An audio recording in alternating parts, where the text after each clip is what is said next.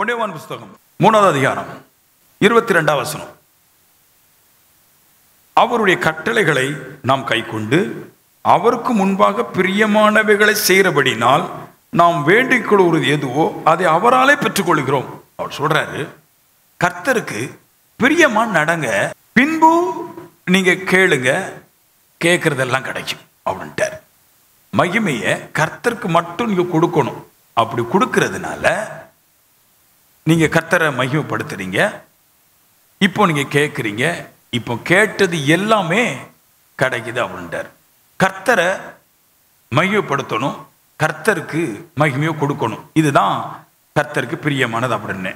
கர்த்தரை நாம் எப்படி மகிமைப்படுத்த முடியும்? கர்த்தரை நாம் மகிமைப்படுத்துவதற்கு அவர் அநேக காரியங்களை செஞ்சிருக்கிறார். அதில் ஒன்று தான் பிரதான ஆசாரியனுடைய வஸ்திரம். பிரதான ஆசாரியனுடைய வஸ்திரத்தை சொன்னேன், அது கிட்டத்தட்ட 50 இல்லைன்னா 100 கோடி ரூபாய் இருக்கும். ஒரு வஸ்திரம் 50 கோடி இல்லைன்னா 100 கோடி. அந்த வஸ்திரத்தை பார்க்கும்போதே கர்த்தரை துதிக்கணும்னு ஆசை வரும். ஏன்னா அந்த வஸ்திரத்துடைய அமைப்பு அப்படி இருந்துச்சு.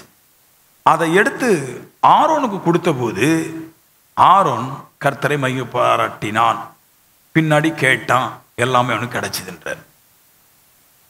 அப்போ கர்த்தர் தன்னை மகிமைப்படுத்துவதற்கு நிறைய காரியங்களை உலகத்தில் வச்சிருக்கிறார். அதை நம்ம கண்டுபிடிக்கும் போது தான் அவரை மகிமைப்படுத்துவதற்கு இருதயம் வருகிறது. முதல்ல இன்னைக்கு அந்த வஸ்திரத்தில் 7 பாயிண்ட் இருக்குது, 7 காரியங்கள் இருக்குது. இன்னைக்கு ஒரு காரியத்தை சொல்ல போறேன். அது மாதுளை. இந்த ஆசாருடைய வஸ்திரத்தில் கீழே இள நீல அங்கி மேலே போட்டிருப்பாங்க ஃபுல்லாட்டு. அந்த கீழ் சைடில் மாதுளையை கட்டி போட்டிருப்பாங்க, ஒன்று ஒன்றா கட்டி போட்டிருப்பாங்க. ஒரு மணி ஒரு மாதுளை, ஒரு மணி ஒரு மாதுளை, இப்படி அங்கி கீழே ஃபுல்லாக சுற்றி கட்டி போட்டிருப்பாங்க. நல்லா கேட்கணும். பழங்கள் இருக்குது, அந்த மாடலில் போடலாமே, ஏன் இந்த இதை மட்டும் போட்டாங்க? இந்த பொம்மிக்கரண்டை கொண்டு ஆசாருடைய பிரதான ஆசானுடைய அங்கில ஏன் கீழே தச்சு போட்டாங்க அப்படின்னா, எல்லா பழத்துக்கும் இல்லாத ஒரு அற்புத விதமான ஒரு படைப்பு இந்த பொம்மிக்கிரனட்டுக்கு இருக்குது தான். மாதுளைக்கு இருக்குது. எல்லா பழத்திலும் சத்து இருக்குது, ஆனால் இந்த பழத்தில் மட்டும்தான். இந்த பழத்துக்கு ஒரு வார்த்தை சொல்கிறாங்க பைபிளில், டிக்ஷனரிலாம், ஆக்சிஜன் ஏற்றி.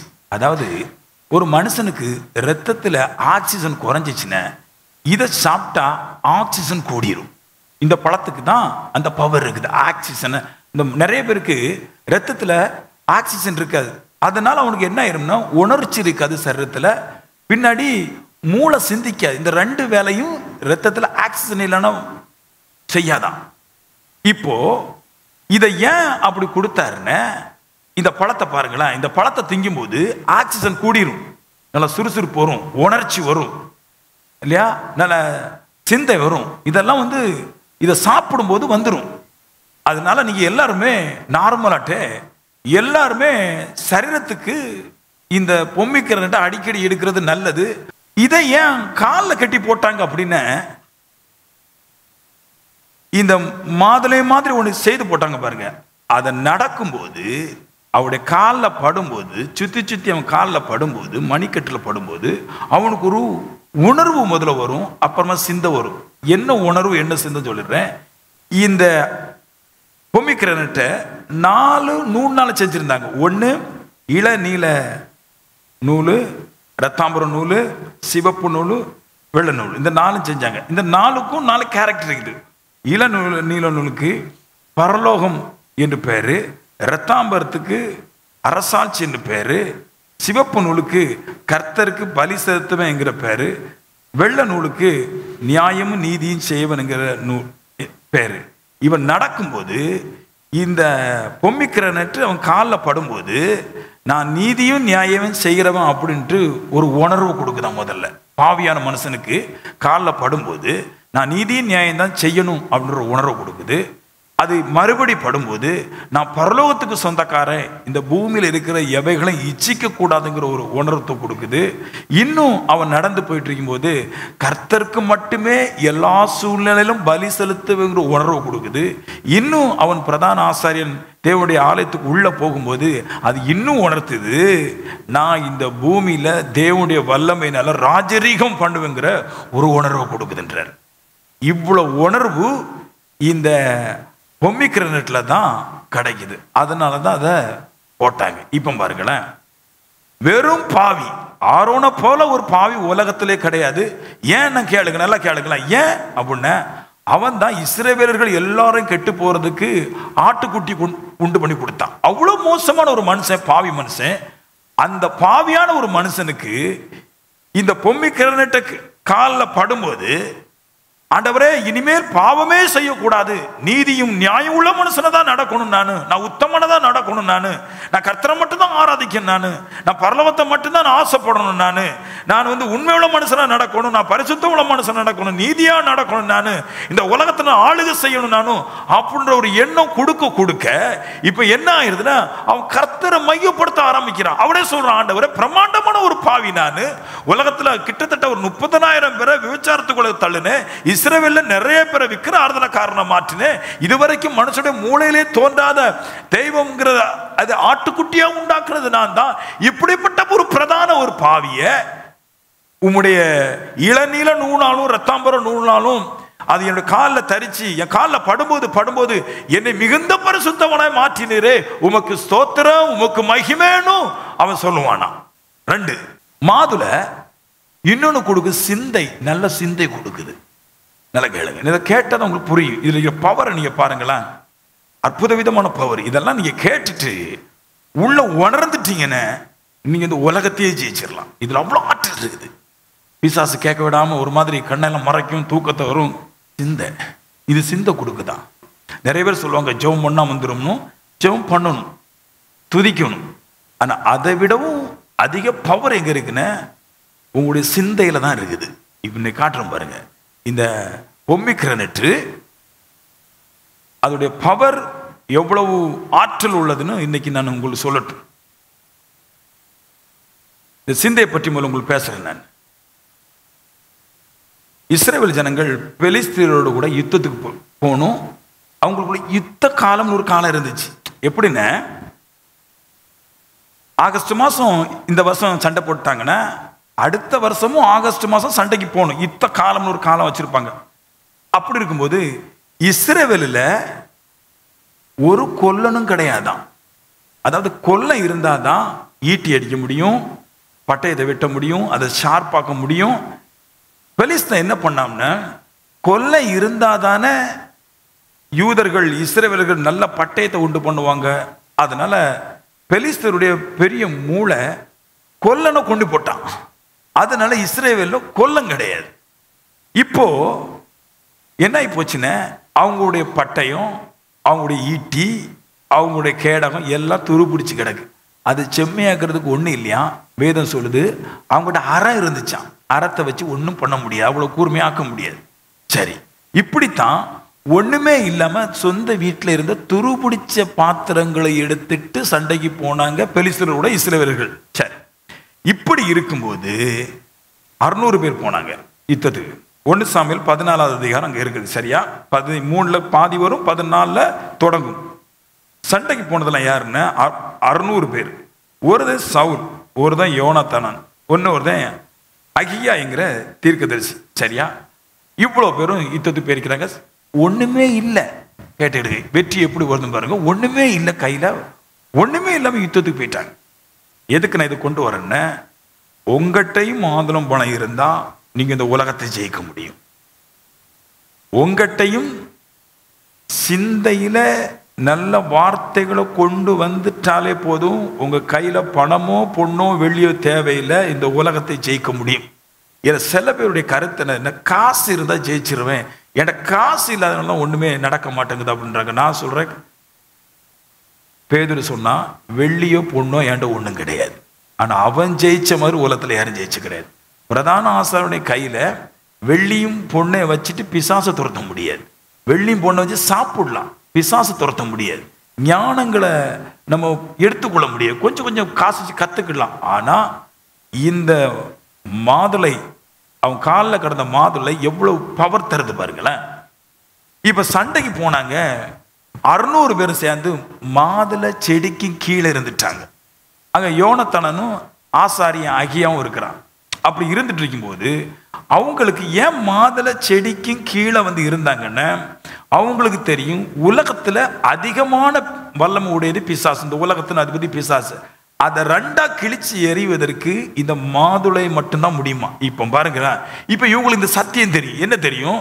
மனுஷன் ஜெயிப்பதற்கு எதுவுமே வேண்டாம், மாதுளை இருந்தா ஜெயிக்கலாம், மாதுளையை பத்தி சிந்திச்சு கொண்டே இருந்து ஜெயிக்கலாம் அப்படின்ற ஒரு மனசு அவங்களுக்கு உண்டு.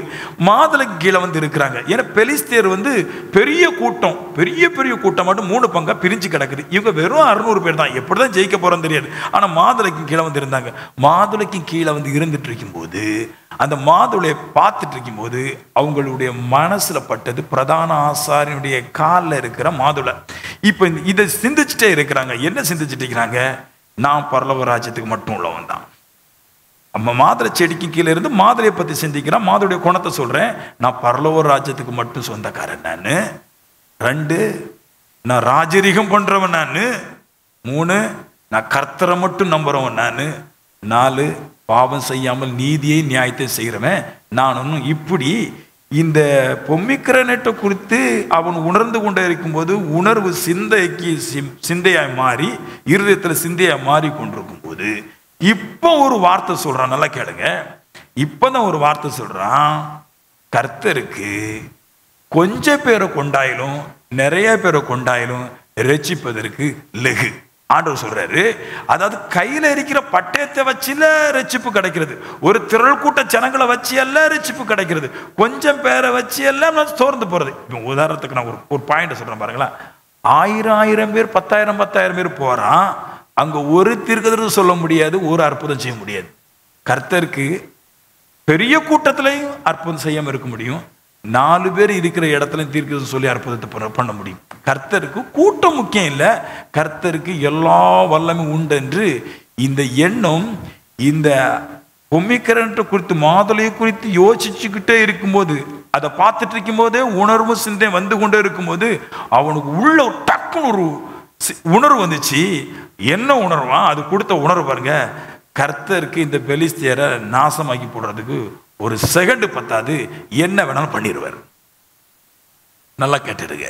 வெற்றி எங்க இருக்குது அப்படின்னா பட்டயத்தில் இல்லை, கூர்மையான பட்டயத்தில் அல்ல, கூர்மையான போட்டில் அல்ல, கூர்மையான கடையில் அல்ல, கூர்மையான மனுஷன் அல்ல.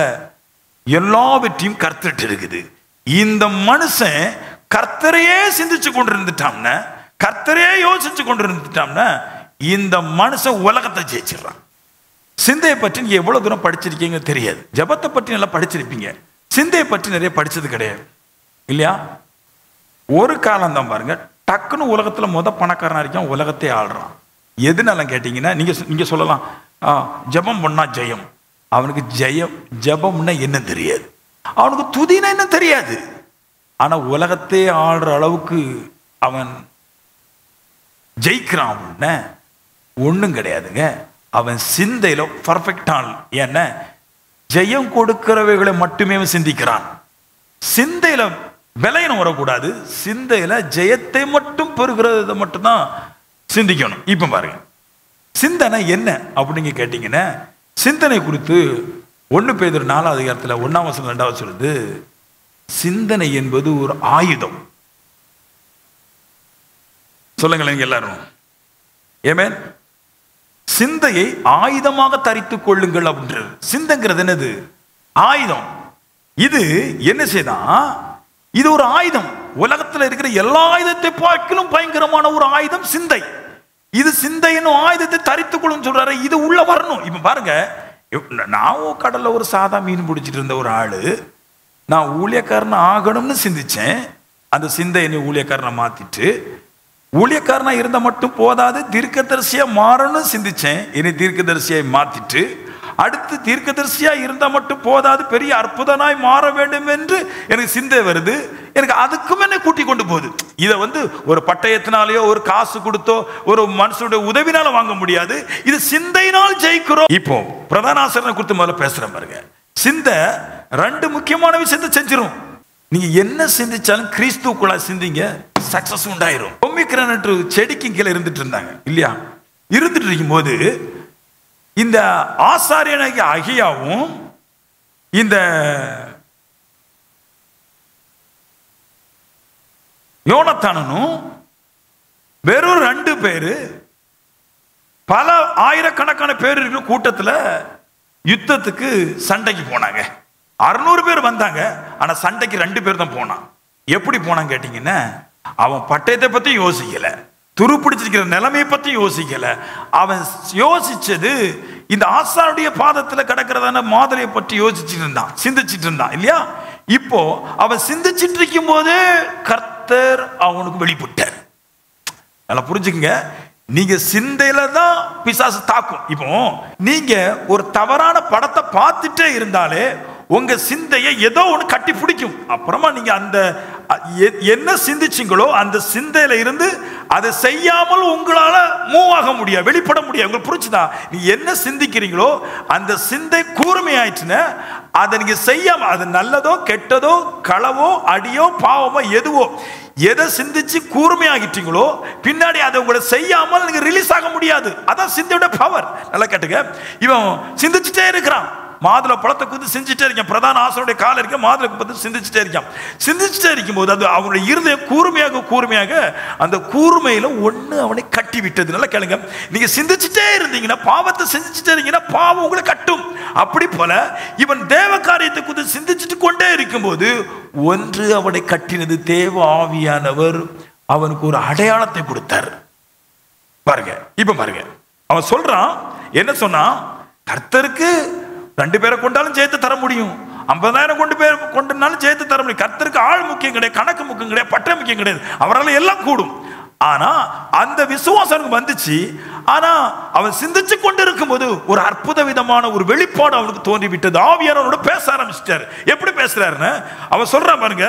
சாமுவேல் 14:10 இது நமக்கு அடையாளம் அப்படின்றார். என்ன அர்த்தமா?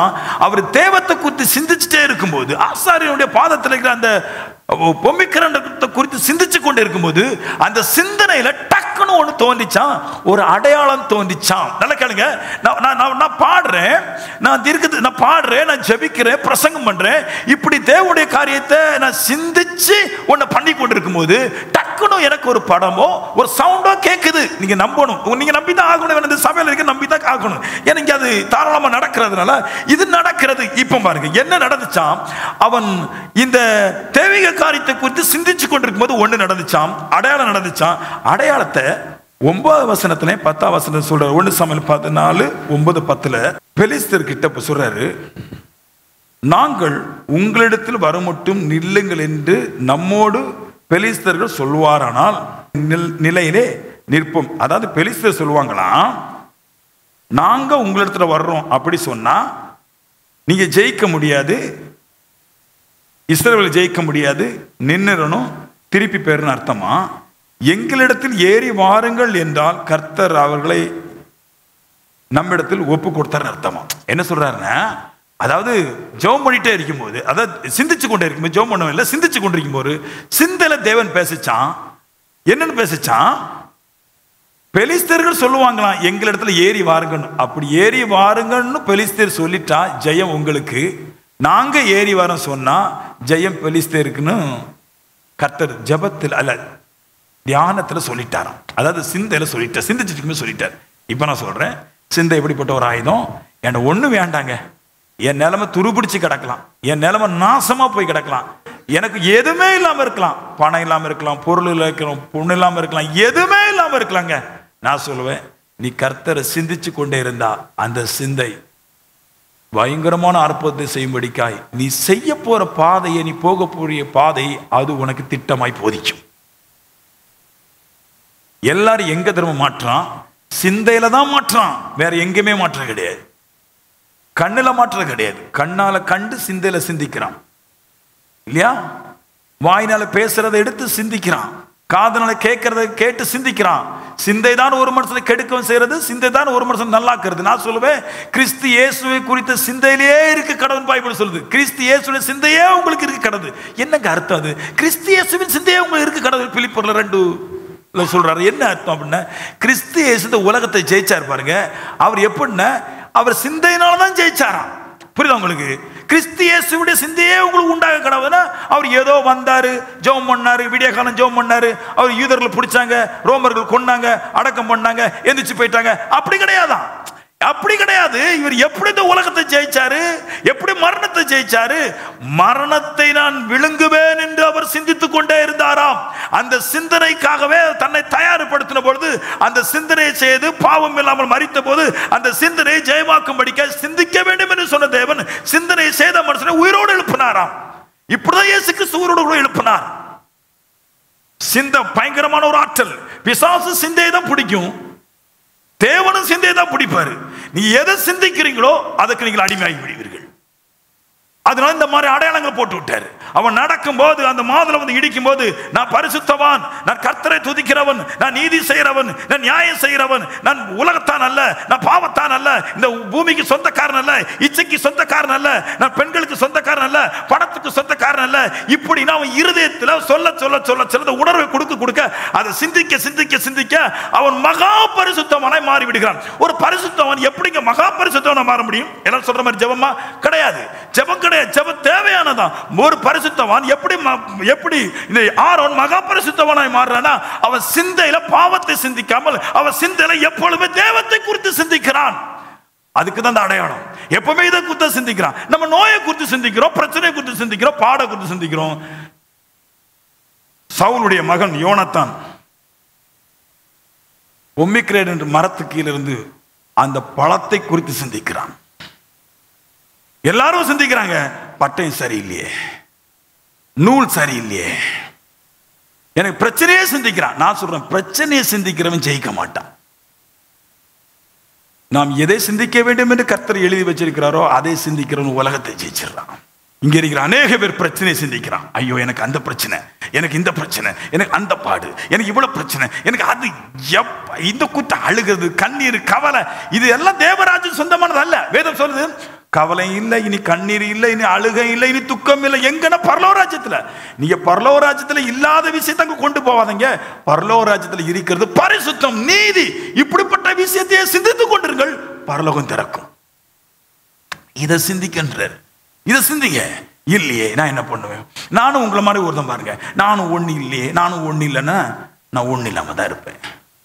இல்லை நான் பரலோக ராஜ்ய சொந்தக்காரன், இந்த சபையில் இந்த கன்னியாகுமரியில் இந்த தமிழ்நாட்டில் என்னைய மாதிரி ஒரு சபை எவனும் கட்ட முடியாதுன்னு நான் அதை குறித்து தியானிச்சுட்டு இருக்கிறேன். நான் அதை குறித்து சிந்திச்சுட்டு இருக்கிறேன். இல்லாதவளை குறித்து எல்லாம் சிந்திச்சுட்டு இருக்கிறது. இனி எப்படி நடக்க போகுது என்பதை சிந்திச்சு கொண்டிருக்கிறேன். எப்படி நடத்தணுங்கிற சிந்திச்சு கொண்டிருக்கிறேன். நான் அது இல்லையே, இது இல்லையே, அப்படி இல்லையே, இப்படி இல்லையே, கஷ்டம், அப்படி சபையில் நிறைய பேர் சொல்லி கொடுத்துருக்கேன், கண்ணீர் விடு, கவலைப்படு. அதெல்லாம் இங்கே அது பரலோகராஜ்யத்துக்கு சொந்தமானது இல்லை. அதெல்லாம் இங்கே உங்களுக்கு சொந்தமானது. உங்களுக்கு சொந்தமானது சிந்திச்சிருச்சு கூட. பரலோகராஜ்யத்துக்கு சொந்தமானது நீதி, நியாயம். நம்ம ஊரில் நிறைய புருஷன், நிறைய மனைவி, பெண்கள், ஆண்கள்லாம் லவ்வரை சிந்திப்பாங்க. இது சொல்ல வேண்டிய கதையாக இருக்குது. சிந்திப்பாங்க. சிந்திச்ச பின்னாடி பெத்த தகப்பனும் பெத்த தாயும் போய் நீ இந்த லவ்வை விட்டுருமா கேட்டா அது சொல்லும், ஸ்டேஷனில் வந்து பேசுவான்னு அம்மா கூப்பிடும். ஸ்டேஷனுக்கு போவாங்க, கேட்பாங்க. அப்பா கண்ணார் கேட்பாரு, உன்னை கஷ்டப்பட்டு பெற்று உன்னை படிக்க வச்சு உன்னை ஆளாக்கி உன்னை உண்டாக்கி வச்சிருக்கிறேனே, இந்த அப்பா அம்மா விட்டுட்டா நீ அவனோட கூட போவ அப்படின்னு சொல்லும்போது சொல்லும், உங்களை யார் பெக்க சொன்னா, உங்களை யார் கஷ்டப்பட சொன்னா அப்படின்னு கேட்கும். ஏன் உங்களை யாரா சொல்ல முடியுமா? நான் சொல்றேன். ஏன்னா அது சிந்தை இருமாப்பை உண்டாக்கும். அதாவது இருமாப்புங்கிறது என்னதுன்னு, உலகத்தில் இருக்கிற எத்தனை பேர் அவனை 10 துண்டா வெட்டி போட்டாலும் அவனுடைய சரீரமும் இருதயம் மாறாது. இருமாப்புக்கு பேர் அதான். நீங்க 100 பேர் ஒரே ஈட்டியை 100 பேர் 100 ஈட்டியை எடுத்து ஒரு மனுஷனை குத்தினாலும் அவன் என்ன திரும்பவே செய்ய. இருமாப்புங்கிறது ஒரு பூட்டு மாதிரி, அதை திறக்க யாரால முடியாது. சிந்தை இருமாப்பு கொள்ளும் பைபிள் சொல்லுது. என்ன செய்யுது? இவங்க ஆண் பெண்ணை பற்றி பேசும், பெண் ஆணை பற்றி பேசும், இருமாப்பு போட்டு லாக்கு போட்டுருச்சு. இப்போ போய் அப்பா அம்மா போய் பூட்டை உடைச்சா உடையாது. ஏன்னா இருமாப்புக்கு சாவி கர்த்தர்ட்ட தான் இருக்குது, யார்ட்டையும் கிடையாது. இவன் சிந்தையை பற்றி சொல்லிட்டு, இதனால தான் ஆண்கள் பெண்களையும் பெண்கள் ஆண்களையும் லவ் பண்ணும்போது உலகத்தில் இருக்கிற எந்த மனுஷனுமே பிரிக்க முடியாது. ஏன்னா அது இருமாப்பு கொள்ளும். இருமாப்பு ஏன் கொள்ளுது அப்படின்னா, அடுத்த பாயிண்ட் சொல்லுது, பந்தய பொருளை பெறணும். அவன் எதை அடைய வேண்டும் நினைக்கிறானோ அந்த அந்த பொருளை அடைவதற்கு அவன் அதையே சிந்திச்சு இருதயத்தில் இருமாப்பு கொண்டு லாக் ஆயிட்டான். இனி இவனை தட்டி எழுப்ப ஒருவனாலும் கூடாதுன்றாரு. இதைத்தான் கர்த்தர் சொல்றாரு, நீங்க நல்ல விஷயத்தை இருதயத்தில் சிந்திச்சு ஒரு லெக்க இருதயத்தில் வச்சு அதையே நீங்க சிந்திச்சு கொண்டே இருந்தால் அந்த சிந்தை உங்களை என்ன உண்டாக்கும்னா பந்தய பொருளை பெரும்படிக்கான ஒரு ஜெபிக்கிறதுக்குன்னு ஒரு பாயிண்ட் இருக்குது, துதிக்கிறதுக்கு ஒரு பாயிண்ட் இருக்குது. எதுக்கு அப்படின்னா உன்னால ஜெயிக்க முடியாது என்று நீ சிந்திச்சு கொண்டிருக்கிறே, எண்ணிக்கொண்டிருக்கிறே, அவைகளெல்லாம் ஜெயிக்கும்படிக்காக நீ கர்த்தருடைய வேதத்தை சிந்திச்சு கொண்டிருக்கணும். இந்த உலகத்தினுடைய சர்வ வல்லமை யாருன்னு கேட்டீங்கன்னா பிசாசு தான். ஆமென். அது எங்க காமிப்பாங்க அப்படின்னா டிரான்ஸ்பர் அல்ல, மனுஷனை கொள்றது. அணுகுண்டோட பவர் ஜாஸ்தி பிசாசு. பிசாசு தான் அணுகுண்டெல்லாம் உண்டு பண்ணுது, தீகள் எல்லாம் அதான் கேட்டுக்கு அது பயன்படுத்துறது. உலகத்துடைய அதிக பவர் வந்து பிசாசுக்கு தான் இருக்குது. அதை இஸ்ரவேலில் நிரூபிச்சாங்க. அங்கே தான் எப்பவுமே நிரூபிப்பான், அங்கே தான் நிரூபிச்சாங்க, இன்னும் அங்கே தான் நிரூபிப்பாங்க பிசாசு யாருன்னு. பிசாசு ஒரு காலத்தில் இஸ்ரேலுக்கு தான் வருங்க, டாப் பிசாசு. ஆமேன்னு சொல்லுங்களேன். தெரியுமா பிசாசு எங்கே வரும்னு?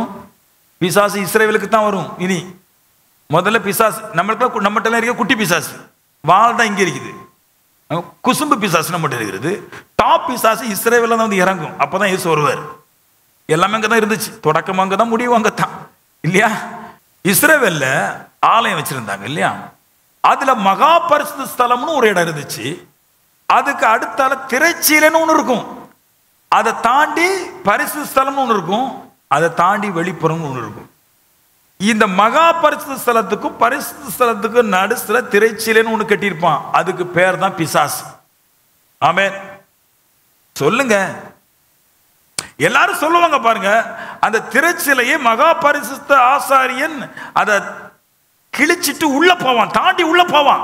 நான் என்ன சொல்றேன், உலகத்துக்கே எல்லாருக்கும் மரணத்தை கொடுக்கக்கூடிய அந்த டாப் பிசாசு இந்த பிரதான ஆசாரியனுக்கு மட்டும் எப்படி கிழிஞ்சு ஓடுகிறது? நான் உங்களுக்கு ஒரு ரகசியத்தை சொல்றேன். நான் எப்படி தேவத்துக்கு உங்களுடைய இருதயங்களை பார்த்து உங்க சிந்தைகளை அறிய முடியுதோ அப்படி போல பிசாசுக்கு உங்களுடைய இருதயத்தை பார்த்து உங்க சிந்தைகளை அறியும்.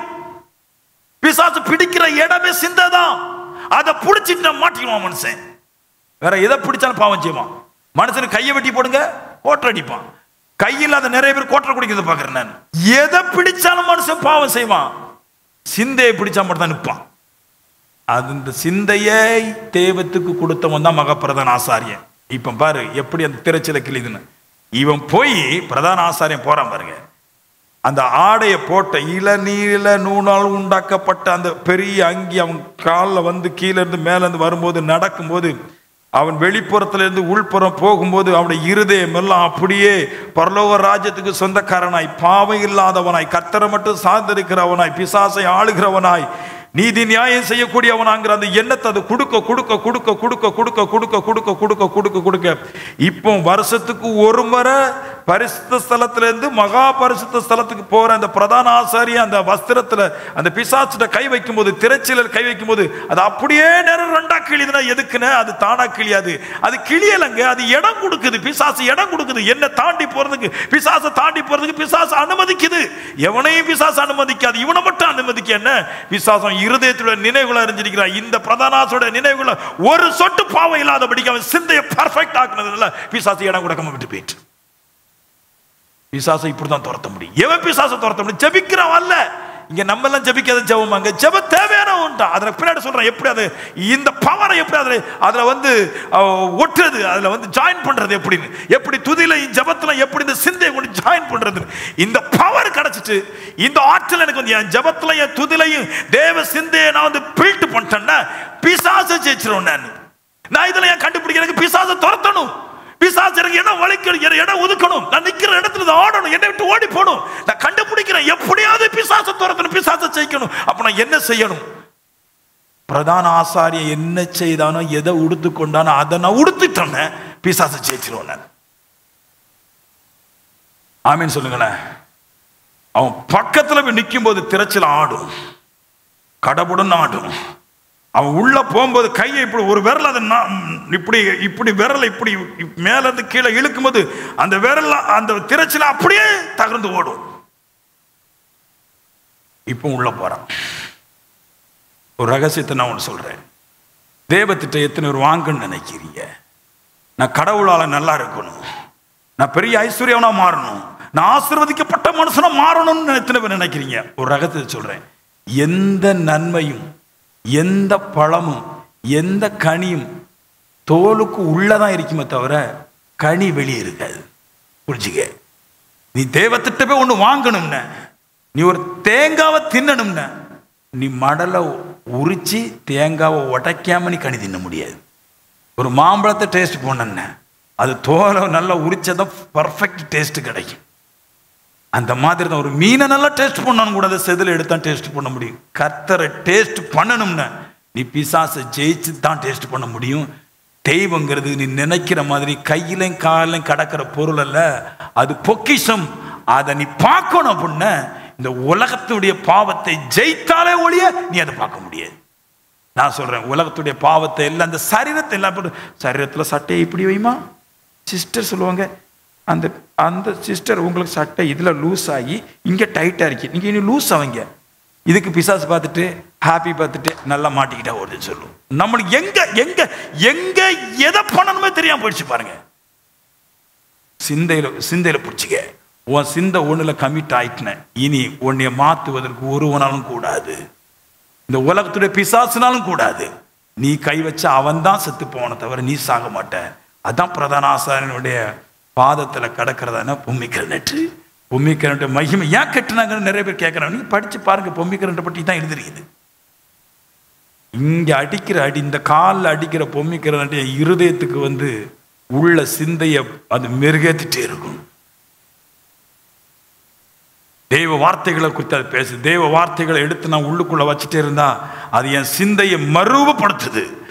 எந்த பிசாசை கட்டி எடுத்துக்கலாம், எந்த அந்தரங்கத்தை பார்த்துறான், ரகசியங்கள் மனசுடைய இருதயத்தில் இருக்கிற ரகசியங்களை எடுத்துக்கலாமே. அதுக்கு அவ்வளவு பவர் இருக்குது. உங்க சிந்தை இன்னொரு மனுஷனுடைய சிந்தையை பிடிச்சிடும். உங்க சிந்தை இன்னொரு மனுஷனுடைய யோசனையை பிடிச்சு தரும். உங்க சிந்தை இன்னொரு மனுஷன் தியானிக்கிறத பிடிச்சு தரும். உங்க சிந்தைக்கு அவ்வளவு பவர். ஆங்காங்கே இருக்கிற பெரியவர்கள், தாய்மார்கள், சின்னவர்கள், பெரியவர்கள் எல்லாரும் தயவாய் கச்சேரி பார்க்க வரும். அவன் என்னத்தங்க சிந்திப்பான்? இந்த சிந்தைக்கு பிஐ உள்ளதான் வரும். புரியுதா? உள்ள வரும். எதை சிந்திக்கணுங்க? நான் பரலோக ராஜ்யத்துக்கு சொந்தக்காரன். சிந்தனை பார்த்தீங்களா? நான் பரலோகத்துக்கு சொந்தக்காரன், பரிசுத்தத்துக்கு சொந்தக்காரன். நான் ரத்தாம்பரம் உடையவன், தேவனுடைய ராஜரீக கொள்கைக்கு உட்பட்டவன். நான் கர்த்தரை மட்டும்தான் என் ஜீவித காலம் முழுவதும் அவரை ஆராதிப்பேன். எந்த மனுஷனுக்கு நீதி தான் செய்வேன், நியாயம் தான் செய்வேன். காசுக்காக சூழ்நிலைக்காக மாற்ற மாட்டேன். நான் கரெக்டா இருப்பேன். பாவம் நிக்கிற இடத்துல நிக்க மாட்டேன். நான் பைபிளை தவிர எதையுமே சிந்திக்காத. நான் இப்ப சொல்ல கண்ணீர் கவலைக்கெல்லாம் இங்க ஒண்ணும் கிடைக்காது. பைபிளையே சிந்திச்சிட்டு சமாதானத்தின் தேவன் உன்னோடு இருப்பார் அப்படி ஒரு வசனம் சொல்லுது. பைபிளே சிந்திக்கிறது கிடையாது. அப்படி எடுத்து போட்டு அப்படி போடுறது. நிறைய பேர் ஜெயிக்க மாட்டாங்க. சர்ச்சுக்கு வரும்போதே ஸ்கூல்ல 4ஆம் மணி 3ஆவது மணி அடிச்ச பின்னாடி தான் ஸ்கூலுக்கு போறவங்க. சில பேர்ல 1ஆம் மணி 2ஆம் மணி அடிப்பாங்க. டிங் டிங் டிங். பிள்ளைங்களாம் சில பேர்லாம் அப்பதான் நோட் எடுத்து ஓடி வருவான். அவன் தேர மாட்டான். பார்த்துருக்கீங்களா? அந்த கட்சி நான் தான். ஸ்கூல்ல பாடம் எடுத்து அரை பாடத்துல தான் குமார உள்ள பார்க்க முடியும். அவன் முன்னேற மாட்டான். இந்த ஸ்கூலுக்கு முதலே போயிருப்பான் பாரு. 1.5 மணி நேரத்துக்கு முன்னாடி போய் இருந்துட்டு நாளைக்கு டீச்சர் என்ன கேள்வி கேட்பா, வாத்தியம் என்ன கேள்வி கேட்பான், நான் எழுத வேண்டியது என்னது எல்லாத்தையும் முன்னாடி இருந்து தெளிவா எழுதுறான் பாரு. அவன் தோக்க மாட்டான். ஏன் அப்படி செய்யறான்னா அவன் தூங்கும்போது சிந்திக்கிறான். நான் கேவலப்படக்கூடாது. நான் சொல்றேன், சிந்தையில கரெக்டான மைண்டா வச்சிருக்கிறவன் சர்ச்சில் அப்படி வரக்கூடாது, இப்படி வர சொல்லக்கூடாது. நான் என்ன சொல்றேன்னா, எவன் எப்படி வந்தேன் சிந்தை பத்தி உங்களுக்கு தெரியுமாங்க? சிந்தை பத்தி சொல்றேன். 500 லென்ஸுகளை வைத்திருக்கிற ஒரு கேமரா பார்க்கலும் பவர் ஜாஸ்தி. உங்க மொபைல் செல்போன்ல இருக்கு பாருங்க, அந்த கேமரா அது இங்க இருக்கிறதெல்லாம் எடுக்கும். இன்னொரு கேமரா நான் என் காலத்துல சொன்னாங்க, அந்த கேமரா பார்த்தா ஆளை நிறுவனமா காட்டுமா. அதை பார்க்கணும் 100 மடங்கு பவர்ஃபுல் சிந்தைக்கு. உன் நரம்பு வரைக்கும் சிந்திக்கும், உன் சாவையும் அது சிந்திக்கும். அவ்வளவு பவர்ஃபுல் சிந்தை. மனசுடைய முடியை எடுத்து சிந்திக்கும், மனசுடைய கண்ணை எடுத்து வச்சு சிந்திக்கும். மனுஷனுடைய சொல்லை எடுத்து வச்சு சிந்திக்கும், மனுஷனுடைய நடையை எடுத்து வந்து சிந்திக்கும், காலை எடுத்து சிந்திக்கும். சிந்தை அவ்வளவு பவர். ஆமென். ஒருத்தனுக்கு ஒரு முடியை கொடுத்தா அவன் சிந்தையினால அந்த முடிக்கு சொந்தக்காரனை வரைஞ்சி வச்சிருவான். அந்த அளவு பழைய காலத்தில் ஆள் இருந்துச்சான். ஒரு முடியை எடுத்து கொடுப்பாங்களாம். இந்த முடிக்கு சொந்தக்காரன் யாருன்னா அந்த முடியை பார்த்தாலே சிந்திப்பானா, இந்த முடி இந்த ஆளுக்கு தான் இருக்கும், அந்த ஆளை அப்படியே வரைஞ்சு காட்டுவானா. சிந்தை அவ்வளவு பவர்ஃபுல், அவ்வளவு பவர்ஃபுல் சிந்தை. பாவத்தை சிந்திச்சிட்டு இருக்க கூடாது, கச்சேரியை படங்களை சிந்திச்சிட்டு இருக்க கூடாது, விக்கிரங்களை பாவங்களை சிந்திச்சிட்டு இருக்க கூடாது. வசனத்தை சிந்தி, பரிசுத்தத்தை சிந்தின்றார். அதான் சொன்னார் பிலிப்பியர் 4:8-9, உண்மை உள்ளவைகளோ, ஒழுக்கம் உள்ளவைகளோ, நீதி உள்ளவைகளோ, கற்புள்ளவைகள் எவைகளோ, நற்கீர்த்தி எவைகளோ, புண்ணியம் எதுவோ, புகழ் எதுவோ, அதையே அதையே சிந்தித்துக் கொள்ளுகின்றார். இதையே சிந்தித்துக் கொண்டிருக்கின்றார். 9 சொல்லுவார், சமாதானத்தின் தேவன் உங்களோடு இருப்பார். நான் சொல்றேன், நான் நல்லா துதிக்கிறது, நல்லா ஜெபிக்கிறது டாப். பட் சிந்தை மாறி இருந்தால் தேவன் உங்களோடு இருக்காது. சிந்தை மாறிச்சுன்னா தேவன் உங்களோடு இருக்கிறார். சிந்தை கரெக்டா இருந்தா தேவன் உங்களோடு இருக்கும். இதையே சிந்திச்சு கொண்டிருக்கிறார். அப்ப எதையும் சிந்திக்காதுன்னு அர்த்தம், மனச பேச்சை கேட்காதுன்னு அர்த்தம், மற்றதை சிந்திக்காதுன்னு அர்த்தம். இதையே சிந்திச்சு கொண்டிரு. சமாதான தேவன் உங்களோட இருப்பார். 1 கொரிந்தியர் 13:11 சொல்லும், சமாதான தேவன் உங்களோட இருப்பார். சொல்லுவார் 9, நீங்கள் என்னிடத்தில் கற்றதும் அடைந்ததும் கேட்டதும் கண்டதும் இருக்கிறவைகள் எவைகளோ அவைகளை செய்யுங்கள், அவைகளை சிந்தித்துக் கொண்டிருங்கள். என்ன கேட்கறீங்க இங்க பிரசங்கத்துல, அதை சிந்திங்க. என்னத்தை பாக்குறீங்க டிவில, இங்க சர்ச்சில், அதே சிந்திங்க. சபையில என்னத்தை பேசுறீங்க, நீங்க என்ன பாடுனீங்க, என்னத்தை பேசுறீங்க, அதே வீட்டுல சிந்திங்க. உங்களோட தேவன் இருப்பார். பிசாசை தொடும்போது 2 கிளி. வாதம் மாறிப்போம், வாழ்க்கை மாறும், தரித்திர கோலம் மாறும், நிலைமைகள் எல்லாவற்றையும் கர்த்தர் மாற்றும். அதுக்காக தான் தேவன் பிரதான ஆசாரிங்கிற ஒரு ஜிஸ்டத்தை உண்டு பண்ணார். பிரதான ஆசாரியனுக்காக அல்ல, பைபிளை படிக்கிற எவனும் அவனை போல மாற வேண்டும் என்பதற்காக தான் இந்த பிரதான ஆசாரியை ஏற்படுத்தினார். பிரதான ஆசாரிங்கிற கோட்பாடு ஆரோனுக்காக அல்ல, உங்களுக்காக, எனக்காக. நாம் எல்லாருமே பிரதான ஆசாரியனை போல பிசாசை கிழிச்சு, வறுமையை கிழிச்சு, நோய்களை கிழிச்சு, கஷ்டத்தை கிழிச்சு, உள்ளிறங்கி தேவன் இருக்கிற நன்மைகளை எடுக்கும்படிக்காக தான் நம்மளை சிரிச்சிட்டார். நோக்கமே இல்லாம வாழ்ந்துட்டு இருக்கிறோம். சும்மா மனச கார் இல்லாம வர்றது, கஷ்டப்படுறது, நிலை இல்லாம இருப்பது, வீடு இல்லாம இருப்பது, கல்யாணம் கட்டாம இருப்பது, பொருளாதாரம் இருப்பது, வாதையிலே சாவது, இது மனுஷனுக்கு தேவன் கொடுத்த வரம் அல்ல, இது தேவனுடைய சித்தம் அல்ல. தேவனுடைய சித்தம் எப்பவுமே நல்லதே சிந்திக்கின்றார். கர்த்தர் தர்றது சிந்தையை பார்த்தான் தருவார். ஆமென். ஆண்டவர் சொன்னார், உள்ளந்தெரியங்களை பார்த்து வெளியரங்கமா உனக்கு பதில் அளிப்பேன். உள்ளந்தெரியனால சிந்தை தான். சிந்தையை திரிச்சு எடுத்து அந்த சிந்தையோட நலமானவர்களுக்கு தான் பலன் கிடைக்கும், கேடானவர்களுக்கு பலன் கிடைக்காது. மனுஷன்றதுக்காக தேவன் பலன் கொடுக்கிற கிடையாது, பரிசுத்தமானவர்களுக்கு என்கிறதுக்காக தான் பலன் கொடுக்கிறார். 12 பேர் இருந்தா 2 பேர் தான் பரலோகராஜ்யம் போவான். 12 பேர் இருந்தா 2 பேர் தான் நல்லா.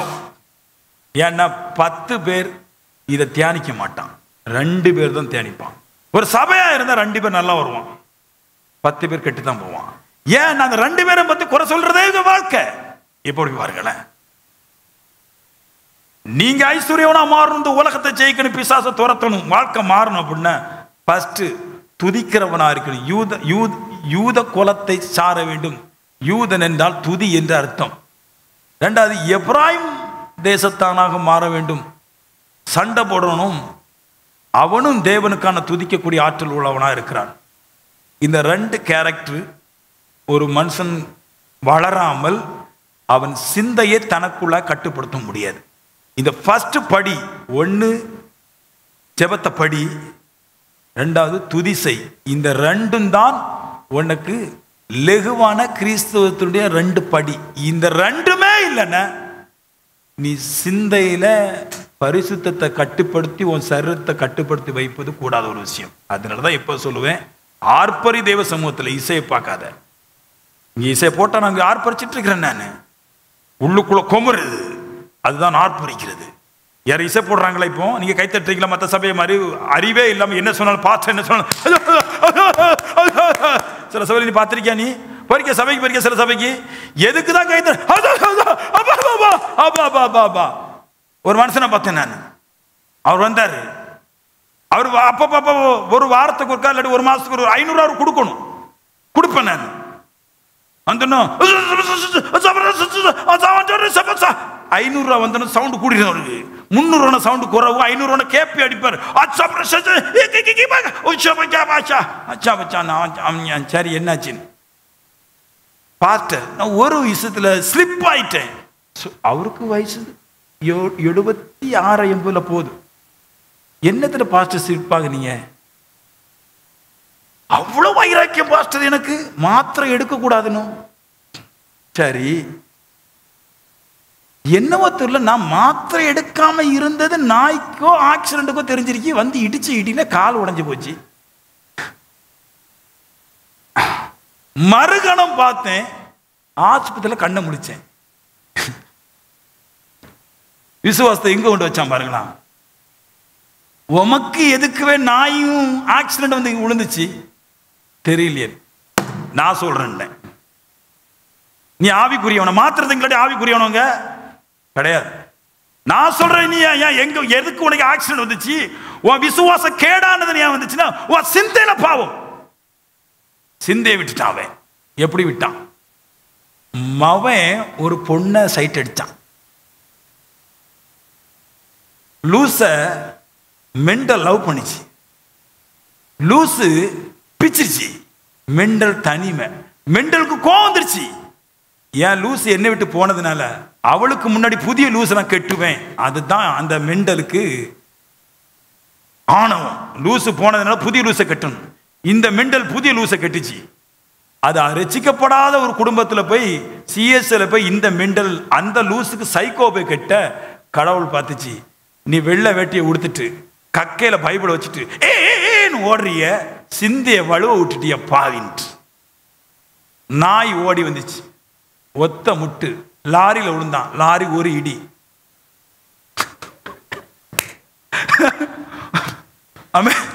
போச்சு.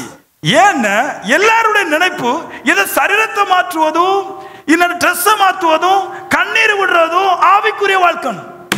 சிந்தையை மாற்றுவதான் ஆவிக்குரிய வாழ்க்கை. பாவம் சிந்தையில ஒளிஞ்சிருக்கிறது. பிரச்சனை சிந்தையில இருக்குதுன்றார். பாருங்க, அதிகமான சபைக்கு போக கூட சொல்லுவேன் நான். இந்த அழுற சபைக்கு போவாத, பாடுற சபைக்கு போவாத, என்ன பிரசங்கம் பண்றேன்னு கேட்காம வெள்ள சட்டை கொடுத்து கை தட்டுற அங்க போவாதன்ற ஒன்னு சொல்லி தந்துடுறேன் நான். மோசே சொல்றாரு, 12 பேர் எடுத்து நீ இஸ்ரேல் தேசத்துல போய் வேவு பார்த்துட்டு வான்னு சொல்லுவார். 12 கோத்திரத்துல 12 பேர் போவான்.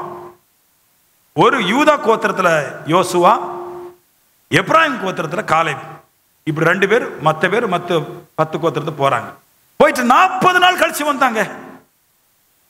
ஒரு வாரம் ஆயிருக்கு போய் சேர்றதுக்கு, ஒரு வாரம் ஆயிருக்கு நடந்து வர்றதுக்கு. 14 நாள் 26 நாள் இஸ்ரவேலுக்குள்ள தான் இருந்தான். 12 பேர் ஓடி வந்துட்டான். ஓடி வந்து சொல்லிட்டான், ஊர்ல வந்து சொல்லிட்டான், அங்க இருக்கிற ராட்சசர்கள் நல்லா என்னவோ நல்ல நிலம். தெய்வமே, மோசே எங்களை எப்படியாவது திருப்பி கூட்டிட்டு போய், இடிமாட மாதிரி இருக்கா, தடிமாடு மாதிரி இருக்கான். இதான் நீங்க கொண்டு திருப்பி சபையில ஆண்டவரே ஆண்டவரே ஆண்டவரே அப்பா என் கடத்தை போக்கும். சப்பானிகள் தான் இப்படி பேசும். இவன் என்னத்தை தியானிச்சான்? கடத்தை பத்தி தியானிச்சான், பிரச்சனையை பத்தி தியானிச்சான். மோசைட்ட வந்து எல்லாருமே ஆசாரிப்பு கூட வாசலுக்கு முன்னாடி மோசை வந்து இருக்கும். மோசைக்கு முன்னாடி பொத்தனுக்கு மூப்புற உளுந்து, நாங்கள் இனி வந்த இடத்துக்கு திருப்பி போறோம், இனி எங்களுக்கு நாங்க திரும்பி போறோம், நாங்க இனி வந்த இடத்துக்கு திரும்பி போவோம், நம்மளுக்கு ஒரு தலைவரை உண்டாக்கி திருப்பி போவோம்னு கொமர்றான். இவன் என்னத்தை பத்தி சிந்திதான் தெரியுமா? ஏன் இவனுக்கு இந்த அலட்சத்தம்? ஏன் இவனுக்கு இந்த கண்ணீர்? இவன் பொம்மிக்கிரனட்டை பத்தி சிந்திக்கல, பொம்பளை பத்தி சிந்திச்சான். அதான் சொன்னாங்க. அதான் சொன்னான், என் பண்டாட்டி பிள்ளைய சாவியா கொடுக்க வந்திருக்கிற, இஸ்ரவேலுக்கு சாவியா கொடுக்க வந்திருக்கிற, அதெல்லாம் ஒரு கூட்டத்தில் இருந்த 4 மணி கட்டிட்டு போனேன். என் வாழ்க்கை இப்படி ஆகிட்டே. 2 பேர் வந்தான், யோசுவாவும் காலேப்பும் அங்கிருந்து வந்தான். இவனு எல்லாம் வெறுங்கையோட வந்தான். இவன் 2 பேர் மட்டும் ஒரு கம்பை எடுத்து அங்கே இருக்கிற நட்ஸையும் மாதுளம் பழத்தையும் அத்தி பழத்தையும் திராட்சை பழத்தையும் சுமந்துட்டு வந்தான். அந்த சுமந்து வந்த கூட்டத்தில் பொம்மிக்கிறட்டு ஒருத்தர் இருந்தான். அந்த பொம்மிக்கிறட்ட 26 நாள் யோசிச்சுட்டு இருந்தான். யோசிச்சுட்டு இருந்து இங்கே வரும்போது 40 நாளைக்கு இங்கே வந்தான். வந்த பின்னாடி பார்த்தா இவன் அழுதுட்டு இருக்கான். இவன் 2 பேர் சொல்றான், அவங்களை காத்த நிழல் அவங்களை விட்டு ஓடி போயிட்டு, அழாதீங்கள், எந்திப்போம், உலகத்தை ஜெயிப்போம். இப்படி வரணும் சிந்த. ஏன் நீ அழுவுற? சிந்திச்சா நீ வீட்டில் போய் பைபிளை சிந்திச்சியா? நீ கொஞ்ச நேரமா நீதி செய்யணும் சிந்திச்சியா? கொஞ்ச நேரமா நான் பரலோக வாஜின்னு சிந்திச்சியா? நீ கொஞ்ச நேரமா பிசாச துரத்துன்னு சிந்திச்சியா? கொஞ்ச நேரமா புகழை பத்தி சிந்திச்சியா? நீ இந்த உலகத்துல எல்லார பார்க்கலும் நல்லா இருக்குன்னு கொஞ்ச நேரமா சிந்திச்சியா? நீ நன்மையை சிந்திச்சியா? நீ நற்கீர்த்தியை சிந்திச்சியா? நீ உண்மையை சிந்திச்சியா? நீ நியாயத்தை சிந்திச்சியா? நீ ஒண்ணு சிந்திக்க இல்லையே. நான் சொல்றேன் பாருங்க, மொத்த இஸ்ரவேல் கிட்டத்தட்ட 10 லட்சம் எகிப்திலிருந்து வந்தது. இந்த 2 பேரும் வேத வசனத்தை தியானிச்சதுனால மொத்த இஸ்ரவேலருக்கு ரட்சிப்பை வாங்கி கொடுத்தது மட்டுமல்ல, கானான் தேசத்தை மொத்தமும் கொள்ளை அடிச்சு தனக்கு சொந்தமாக்கி கொண்டான். 2 பேருடைய சிந்தை உலகத்தை ஜெயிச்சிட்டு. நான் சொல்லுவேன், உங்க சிந்தை உங்களை மட்டும் இல்லை, உங்க குடும்பத்தையே உன்னதத்தில் வச்சிரும், அப்படியே மாத்தி வச்சிரும்.